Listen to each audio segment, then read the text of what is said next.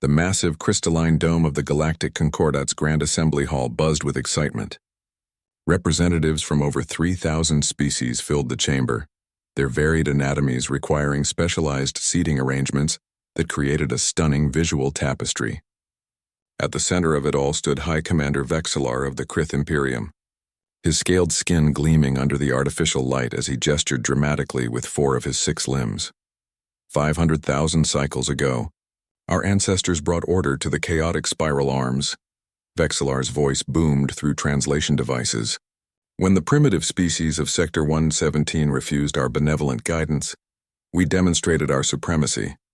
Today we celebrate the 500,000th cycle since our greatest conquest, the subjugation of the rebellious world called Earth. Holographic displays activated around the chamber, showing scenes of ancient battles, massive Krith warships descending upon a blue-green planet, weapons firing, cities burning. The assembled delegates murmured appreciatively at the display of power. From that day forward, no species has dared challenge Krith dominance, Vexillar continued. Earth's defenders fought bravely but foolishly. We honored their courage by preserving their homeworld as a memorial, and nature preserve rather than harvesting it entirely. In the shadowed upper gallery, a figure in a plain gray environment suit watched silently. The neutral attire was common among the Concordat's service staff, beings hired from various worlds to maintain the massive station. This particular attendant stood motionless, the faceplate of their helmet revealing nothing of the being inside. The Terrans, as they called themselves, possessed remarkable potential, Vexillar said, his voice taking on a performatively regretful tone. Had they accepted our rule, they might have joined us here today. Instead, they chose extinction, and their world remains empty of sentient life, a testament to the price of defiance. The figure in gray touched a small device on their wrist. A message transmitted instantly, traveling through channels unknown to the Concordat's security systems. Confirmation. Krith Annual Conquest celebration underway. Boasting ceremony in progress. Active surveillance established. In the depths of what was once considered empty space, far beyond the Concordat's territory, a signal was received. Deep within an artificial pocket dimension, technology thought impossible by the Concordat scientists, a vast chamber lit up with activity. Thousands of beings, all distinctly human in appearance despite 500,000 years of careful evolution, turned toward a central command platform.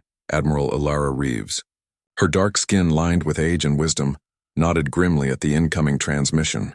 Her uniform bore no insignia, no markings. Those would come later when they were needed. "They're celebrating our defeat again," she said, her voice calm but edged with determination.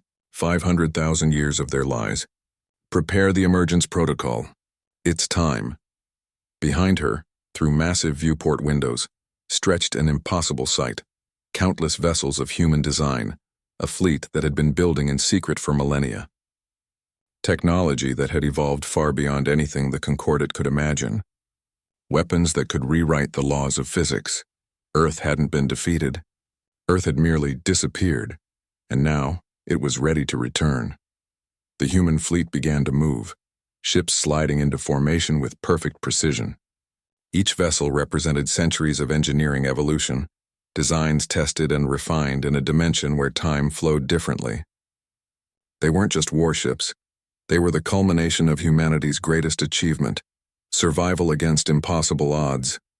"All command vessels report ready."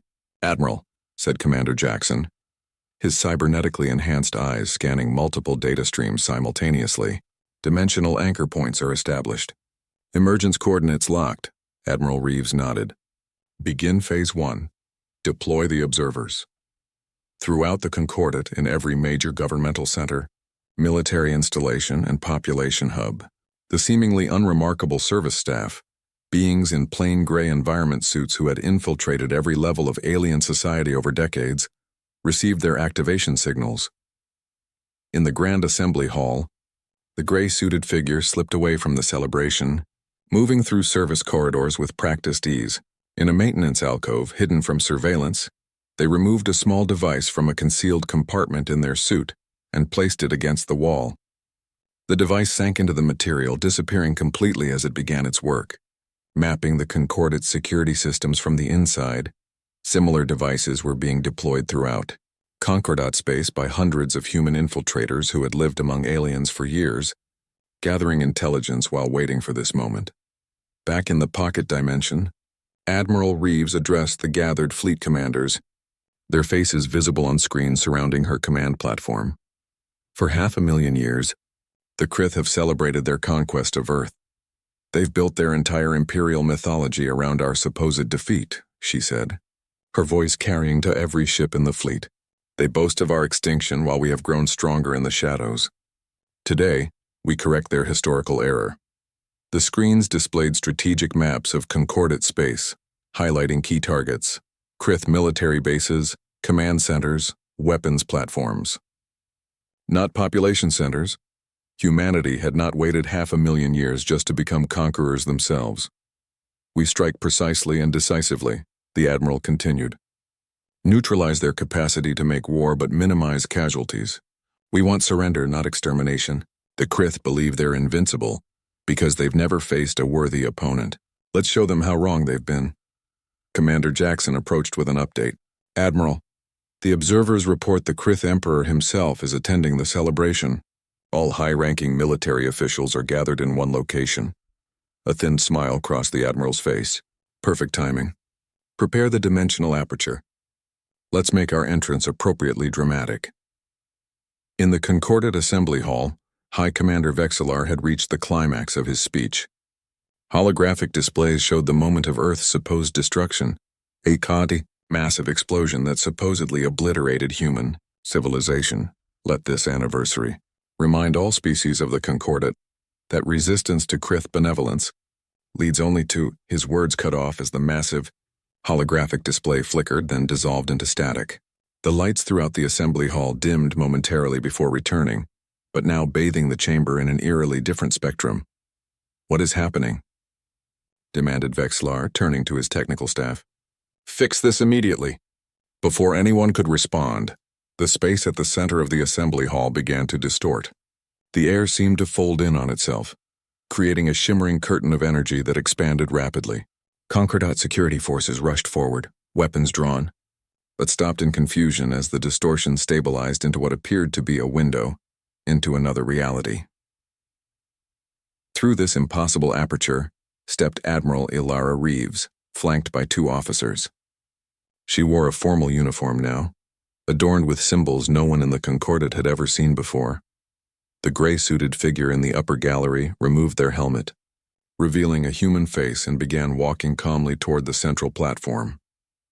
High Commander Vexillar, Admiral Reeves said, her voice perfectly amplified throughout the chamber without any visible technology.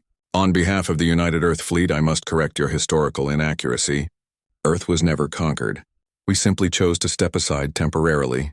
She gestured toward the viewport behind her, where the dimensional aperture had widened to reveal the waiting human fleet, thousands of vessels poised to emerge into Concordat space. And now, she said, as stunned silence filled the assembly hall, we have returned. Grand Counselor Thrix of the Andorran Collective adjusted his sensory appendages nervously as he approached the private chambers of Krith Emperor Zolvan. The data packet he carried threatened to upend 500 millennia of galactic history. Enter, commanded a voice from within. The Emperor's inner sanctum glittered with trophies from conquered worlds, artifacts that demonstrated the Krith's total dominance across 27 galactic sectors. Pride of place was given to a simple glass case containing what appeared to be a primitive projectile weapon from Earth. Your Eminence, Thrix began, his translator struggling to convey appropriate deference. Our deep space monitoring stations have detected anomalies. Emperor Zolvan's upper eye stalk swiveled with irritation. Speak plainly, Andorran. I have Conquest celebrations to attend. Multiple spatial ruptures are forming throughout Concordat space, Thrix said, activating a holographic display. They exhibit patterns consistent with artificial wormholes, but on a scale our science deemed theoretically impossible. The Emperor stared at the display, his lower mandibles clicking in agitation. How many? Over 3,000 and increasing exponentially, Your Eminence. They're appearing in a strategic pattern, surrounding every major Krith military installation, colony world, and resource center. Before the Emperor could respond, The chamber's lighting flickered. The holographic display vanished, replaced moments later with an unauthorized transmission. The face that appeared was unmistakably human, a female with copper-colored skin and eyes that reflected centuries of patience. "Emperor Zolvan," Admiral Reeves said calmly, "I believe it's time we corrected your historical records." The Emperor rose, rage evident in his posture. "This is impossible." "The humans were not extinct," Reeves interrupted. "Not defeated. Not even slightly inconvenienced, really. When your ancestors arrived at Earth 500,000 years ago, we recognized a threat we weren't yet prepared to face. So we made a strategic decision." The display split to show historical footage, not of Krith victory, but of something entirely different. It showed Earth's continents shimmering, the entire planet seeming to fold in upon itself before disappearing completely. "We didn't fight you because we weren't there," Reeves continued. "My ancestors phased our entire solar system into a pocket dimension of our own creation. We left behind a convincing holographic echo for your ancestors to destroy while we simply stepped sideways out of normal spacetime." Emperor Zolvan's composure cracked. "Impossible. Our scientists would have—" "Your scientists saw what we wanted them to see," Reeves said with the patience of someone explaining a simple concept to a child. "And while your empire has spent 500,000 years congratulating itself on a fictional victory, we've spent that time evolving, building, preparing. We've observed your conquests, your subjugation of other species, your resource exploitation." The Emperor's security forces burst into the chamber, weapons drawn but froze at the sight on the display. "Look outside." "Emperor," Reeves suggested. Through the palace's crystal viewport, the skies above the Krith homeworld now shimmered with thousands of spatial distortions. From each emerged vessels of elegant, unfamiliar design, human ships that had never been seen before in concorded space.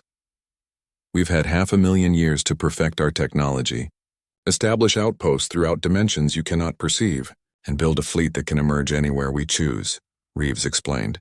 "Right now, similar fleets are appearing above every significant Krith world and installation."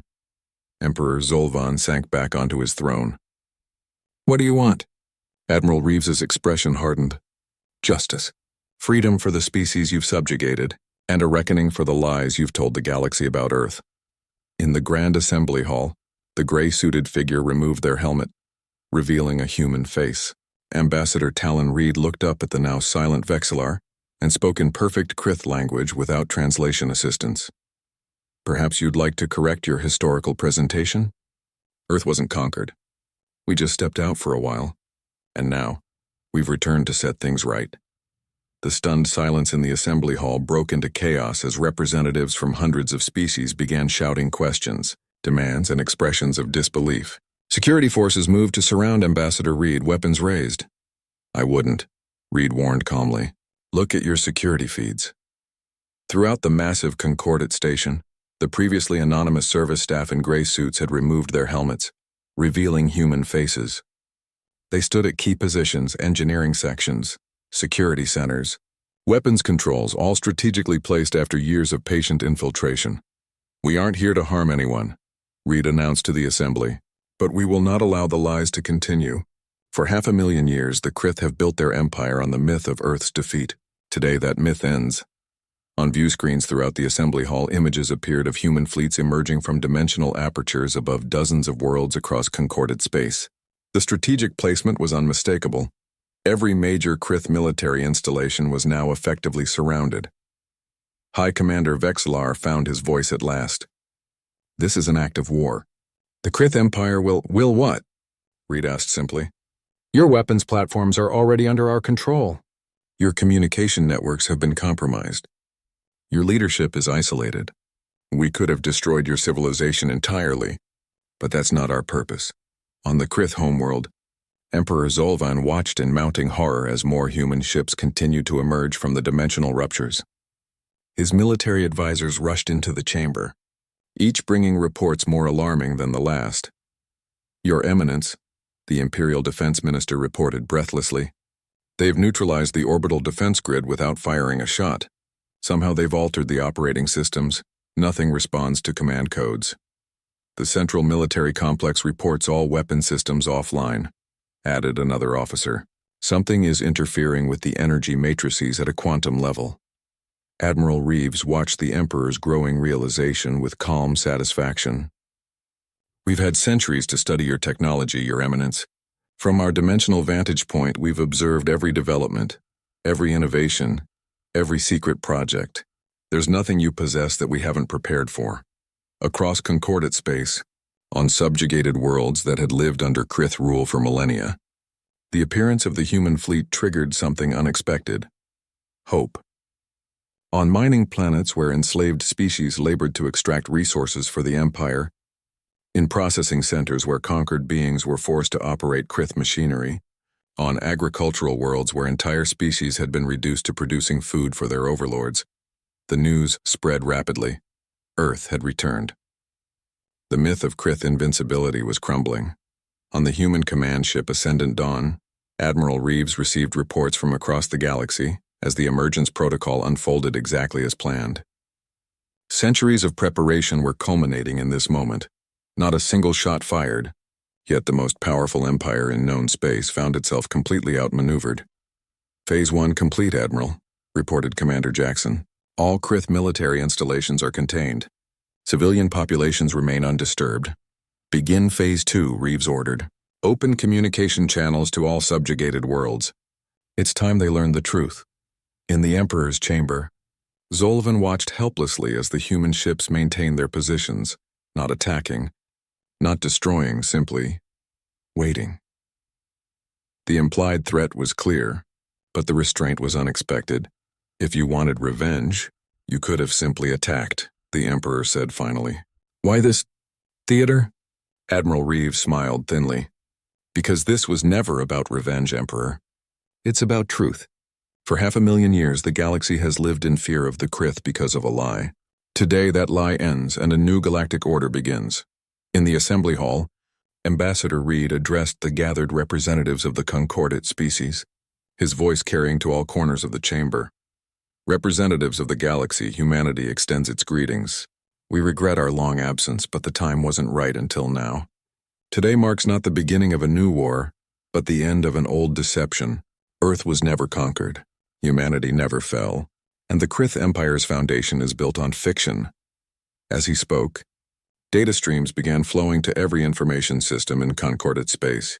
Historical records, untampered evidence, proof of the grand deception that had sustained Krith dominance for 500,000 years. The revelation had begun, and nothing in the galaxy would ever be the same. The Krith weren't a species that surrendered easily. While Emperor Zolvan pretended to negotiate with the humans, War Admiral Krenthar activated the Imperium's contingency protocols from the hidden command fortress beneath the outer rim outpost of Zalis Prime. Launch the Sunbreakers, Krenthar ordered, all 27 of them. Target the human fleet's flagship. Configurations. The Sunbreakers represented 500 millennia of Krith weapons. Development: massive constructs capable of inducing artificial solar flares in nearby stars, bathing entire systems in devastating radiation. They were planet killers, designed for exactly this type of existential threat. On the bridge of the Earth vessel Ascendant Dawn, Tactical Officer Marcus Drake detected the activation sequence. Admiral Reeves, Krith superweapons deploying from concealed positions throughout the sector.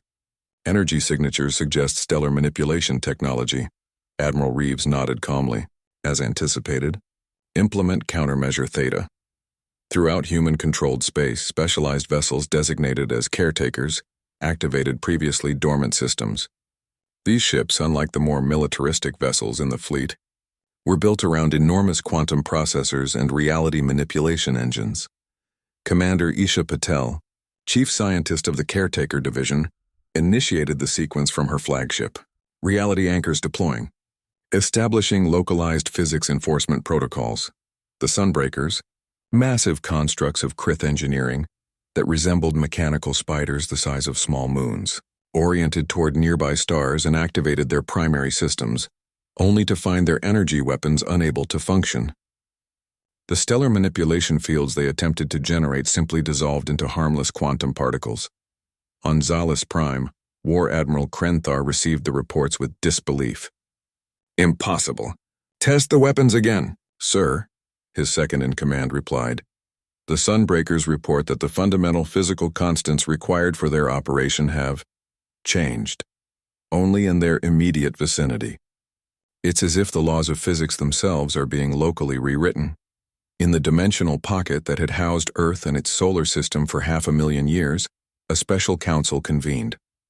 Unlike the military command structure that directed the fleet, this group consisted of 7 individuals whose appearances varied wildly, some appearing almost baseline human, others clearly showing signs of specialized evolution and enhancement. These were the architects, the descendants of Earth's greatest scientific minds who had spent millennia perfecting the art of dimensional engineering and reality manipulation. The Krith are attempting to use their stellar weapons, observed architect Elliot Nash, his consciousness partially merged with quantum computing systems that extended his cognitive abilities far beyond standard human limits. Our localized reality enforcement is holding. They still believe physics is immutable, said architect Zara Okafor, whose physical form had been modified to process multidimensional mathematics directly through specialized neural pathways. After 500,000 years in the fold space, we know better. On the Ascendant Dawn, Admiral Reeves received confirmation that the Krith superweapons had been neutralized. Phase 2, she ordered. Begin the liberation. Throughout concordate space, human vessels positioned themselves above planets where subjugated species had lived under Krith rule for millennia. Specialized transmission arrays activated, broadcasting a simple message in all known languages. The Krith Imperium has fallen. You are free. We are humanity returned from the void. We offer alliance, not conquest. The choice is yours. On 57 worlds, uprisings began almost immediately. Species that had been brutalized under Krith rule for countless generations seized the moment of weakness.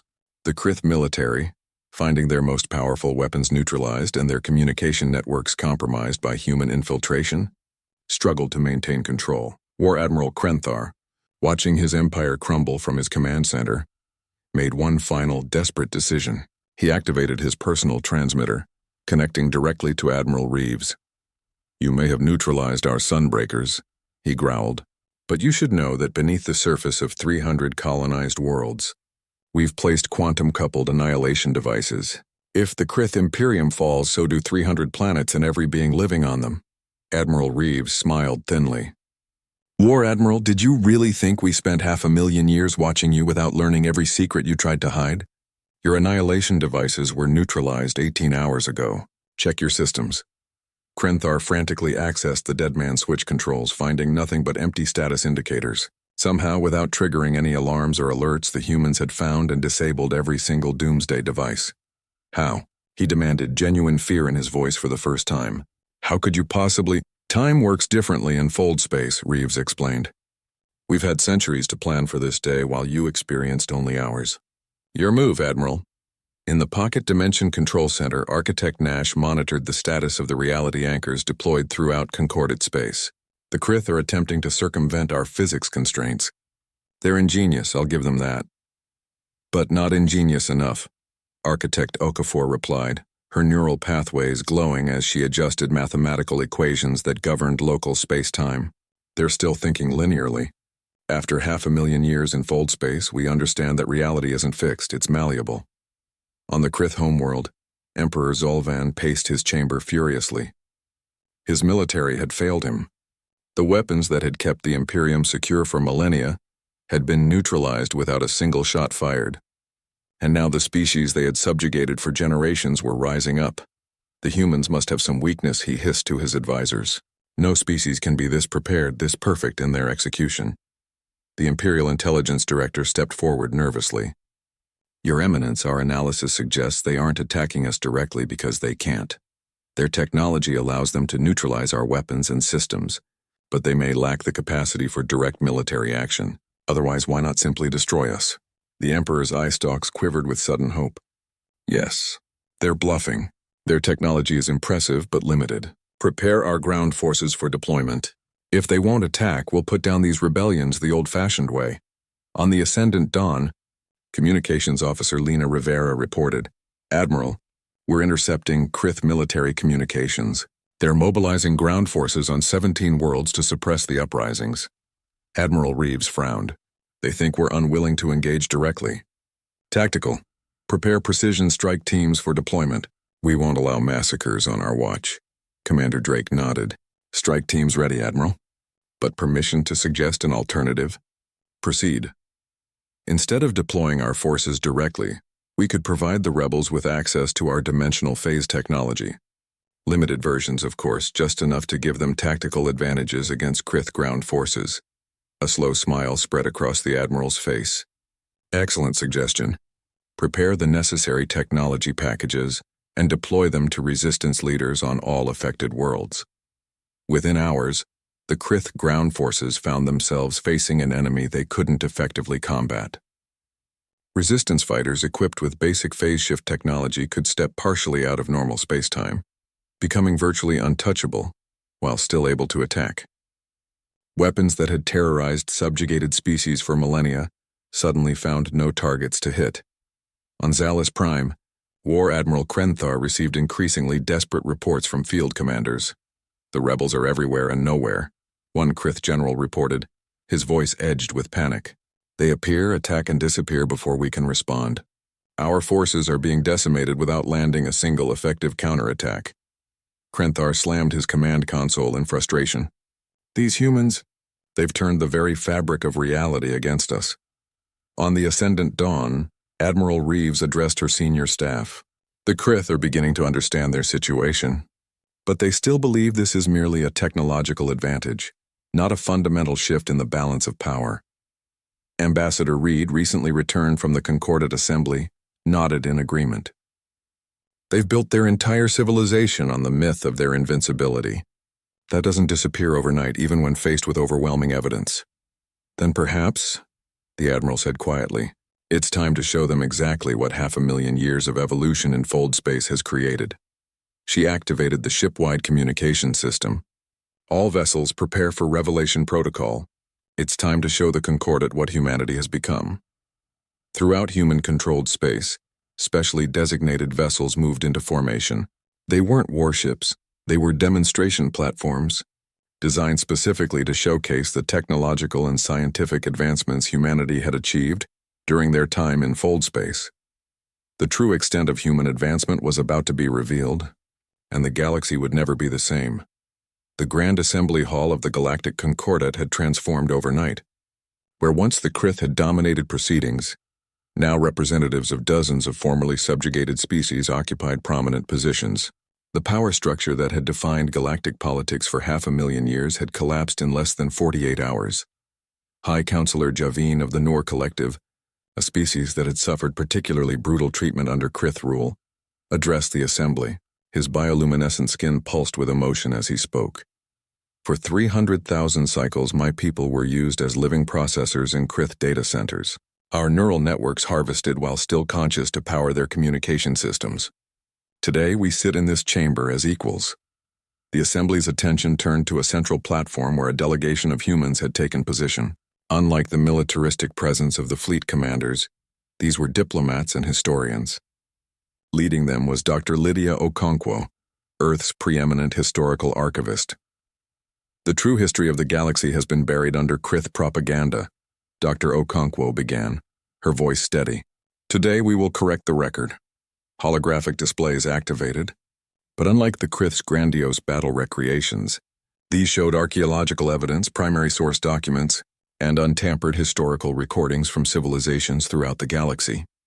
The Krith Imperium did not bring order to chaos, Dr. Okonkwo explained. They disrupted a thriving network of cooperative civilizations. They did not offer benevolent guidance, they demanded absolute submission.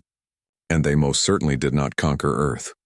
The display shifted to show footage recovered from ancient Earth archives. The moment when humanity, faced with an overwhelming Krith invasion force, activated the dimensional technology that would become their salvation. When the Krith arrived, we were already exploring dimensional physics, Dr. Okonkwo continued.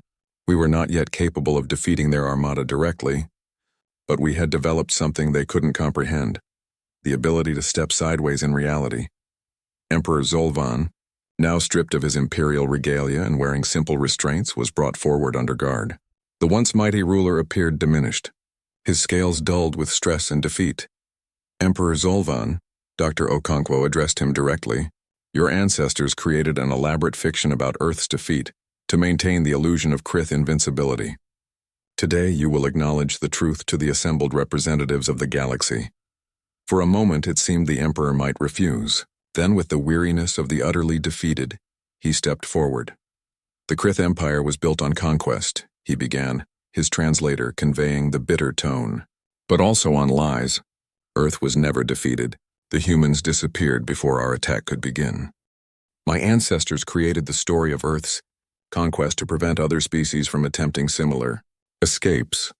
A murmur ran through the assembly as translation devices conveyed this admission to representatives of thousands of species.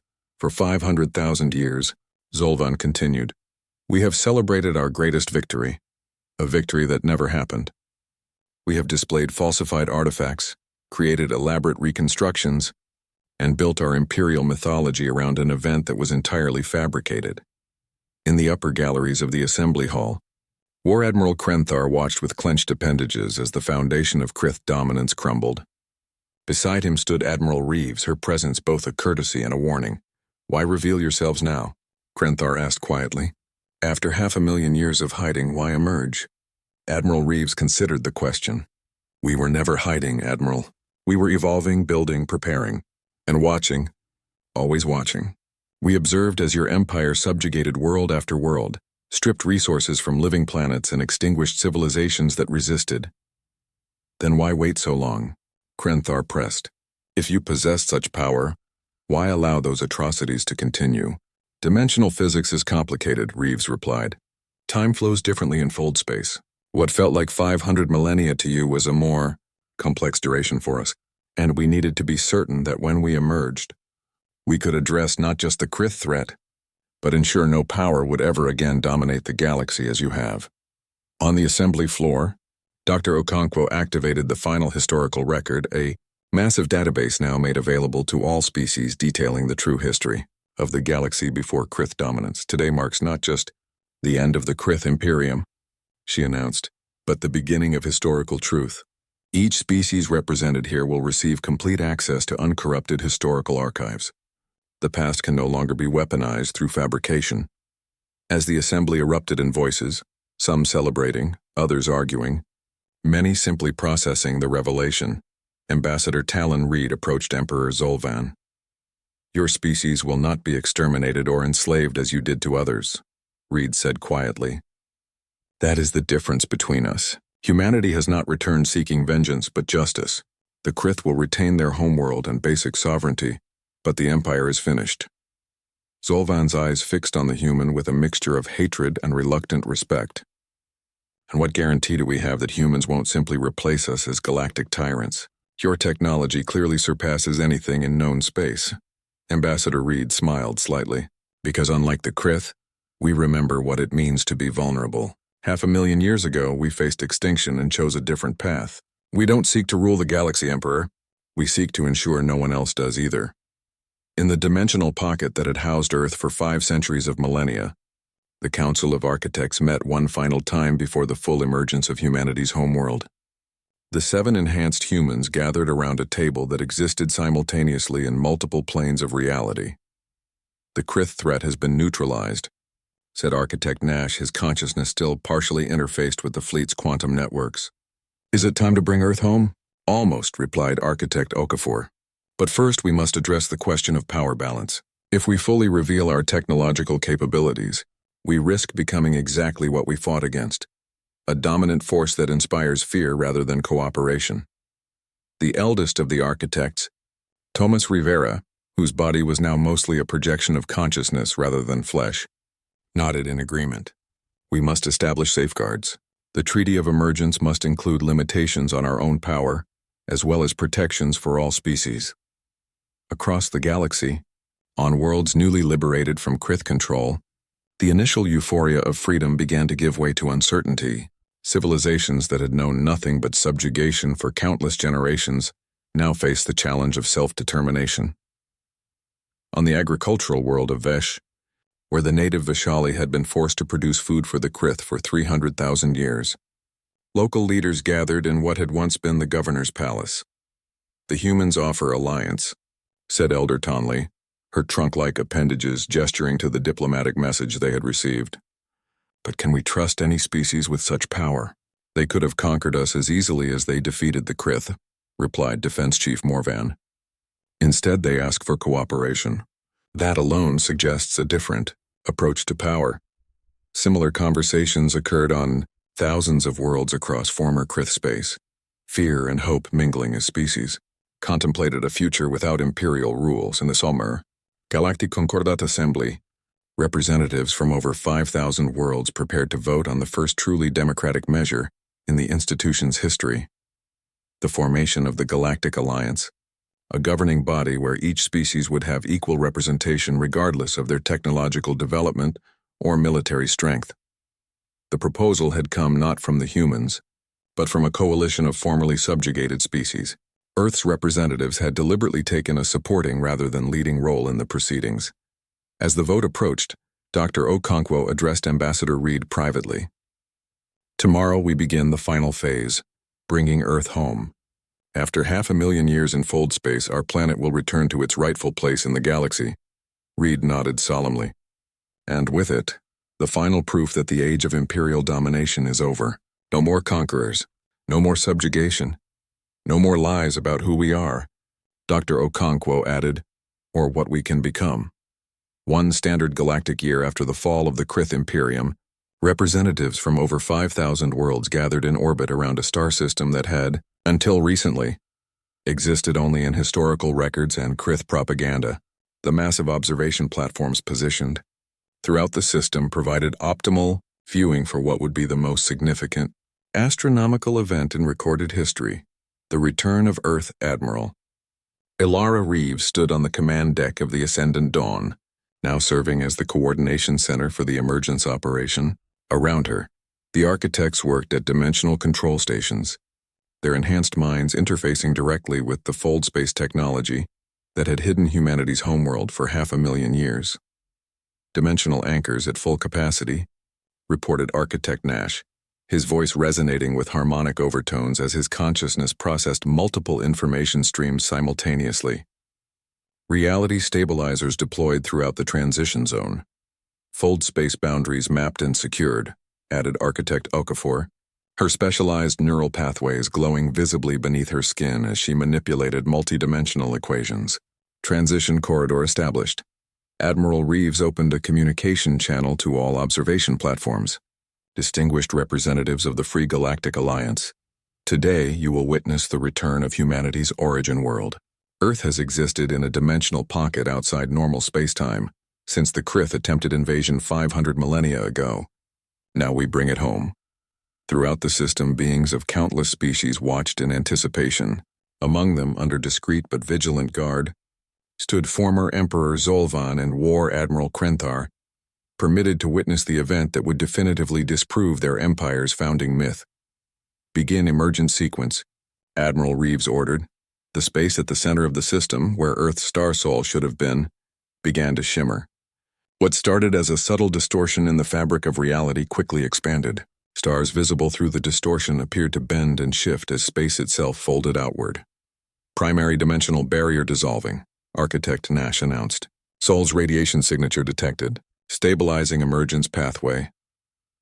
The shimmering intensified, becoming a swirling vortex of energy that stretched across millions of kilometers of space. From within this dimensional aperture, a faint glow appeared, growing stronger, more defined, until it became unmistakably a star. Sol emerging in 3, 2, 1. Architect Okafor counted down. The dimensional gateway expanded to its full capacity, and through it came Earth's sun, its warm light touching normal space for the first time in 500 millennia. Behind it, like pearls on a string, came the planets of humanity's home system: Mercury, Venus, Mars, Jupiter, Saturn, Uranus, Neptune, and the dwarf planets beyond. And between Venus and Mars, perfectly positioned in the habitable zone, appeared a blue-green world that had evolved far beyond what anyone in the Alliance could have imagined. Earth had not remained static during its time in fold space. The planet now featured massive orbital rings, gleaming cities that appeared to float above the surface, and vast preserved wildernesses that covered much of the continents. Oceans shimmered with bioluminescent patterns visible even from space, evidence of carefully engineered ecosystems. Earth has returned, Admiral Reeves announced simply, her voice carrying to all observation platforms. On the diplomatic observation deck, Dr. Okonkwo stood beside representatives from 100 formerly subjugated worlds. What you're seeing is not just Earth as it was, but Earth as it has become. During our time in fold space, we restored ecosystems damaged before the Krith arrived, developed sustainable energy and resource systems, and built a civilization in harmony with our world rather than at its expense. Former Emperor Zolvan stared at the revealed planet with undisguised shock. "It's magnificent," he admitted almost unwillingly. "All this time while we boasted of your destruction, you were celebrating the conquest of an empty hologram," Ambassador Reed finished for him. "While we were building something you couldn't imagine, across the system, Earth vessels initiated the final phase of the operation stabilizing the newly returned solar system and establishing navigational beacons to prevent accidents as the gravitational influence of Sol and its planets integrated into the local spacetime. On the surface of Earth, billions of humans looked up at skies that now contained stars they had known only from historical records. For many generations born in fold space, this was their first glimpse of the true universe, not as observers from another dimension, but as participants. In the newly established Galactic Assembly, the democratic successor to the Concordat, High Counselor Javine addressed the gathered representatives one final time. The myth of Earth's defeat sustained the Krith Imperium for 500,000 years. The truth of Earth's return will sustain our alliance for millennia to come, not as a testament to domination, but as a reminder that no tyrant, no matter how powerful, can extinguish the light of freedom forever. As Earth completed its emergence, Admiral Reeves received confirmation that all systems had stabilized. The dimensional corridor closed, leaving Sul and its planets fully integrated into normal space. "Humanity's long exile was over. Integration complete," she announced. "Earth has returned to its rightful place in the galaxy." Around the newly returned solar system, vessels from 1,000 worlds activated their engines, their lights forming a glittering constellation that surrounded Earth in a display of solidarity and welcome. After 500,000 years of separation, humanity had not just returned. They had brought with them a new beginning for an entire galaxy. On Earth's surface, in a simple ceremony broadcast throughout the Alliance, the leaders of humanity's various factions gathered at the ancient site of the United Nations in what had once been called New York. There, they unsealed a time capsule that had been preserved since the day of the fold, containing a simple message written in the moments before Earth stepped sideways into another dimension. "We do not hide from fear. We wait with purpose. When we return, it will not be in defeat but in triumph. Not for conquest, but for harmony. This is our promise to the stars." The promise had been kept. Earth had returned. In the months that followed, the galaxy underwent a transformation unlike any in recorded history. The newly formed Galactic Alliance, with Earth as just one of many equal members, established the principles that would guide interstellar relations moving forward. Self-determination for all species, mutual defense against external threats, and the sharing of beneficial technologies. The Krith, stripped of their empire but not their dignity, began the long process of redefining their civilization. No longer conquerors, they slowly turned their considerable talents toward engineering and art rather than domination. On the observation deck of the Ascendant Dawn, now permanently stationed in Earth orbit as a museum and historical monument, Admiral Reeves and Ambassador Reed watched the sunset over the Pacific Ocean, a view that had existed only in historical archives for 500,000 years. Was it worth it? Reed asked quietly. All those centuries in fold space watching the galaxy suffer under Krith rule? Could we have emerged sooner? Prevented some of the atrocities? The Admiral considered the question. The architects tell me that time in fold space is like complex. What felt like 500,000 years to the galaxy was both longer and shorter for us, depending on how you measure it. We emerged when we needed to, when we had evolved enough to not simply replace one empire with another. Reed nodded slowly. The Krith conquered through force. We could have done the same with our technology. Instead we built something better. Reeves finished. A galaxy where power is balanced, where no single species can dominate all others. In the dimensional research facility beneath Earth's surface, the architects had already begun work on their next project. The knowledge gained from 500,000 years in fold space had applications far beyond military or political power. The dimensional barriers are thinning naturally in Sector 7, Architect Nash observed. It suggests the existence of parallel realities beyond our own galaxy. New frontiers, Architect Okafor agreed. But this time, we won't explore alone.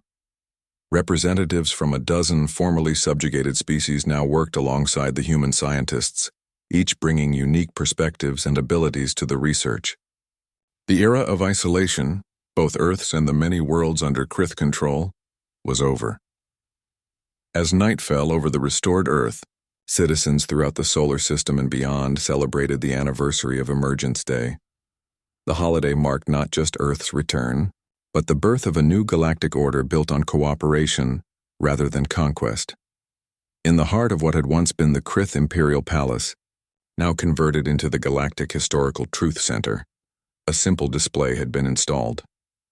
It contained two artifacts side by side, the falsified Krith record of Earth's destruction and the actual log of humanity's dimensional shift.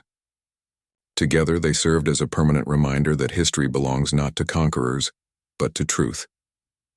The 500,000-year lie had ended, and in its place a future of unlimited potential had begun.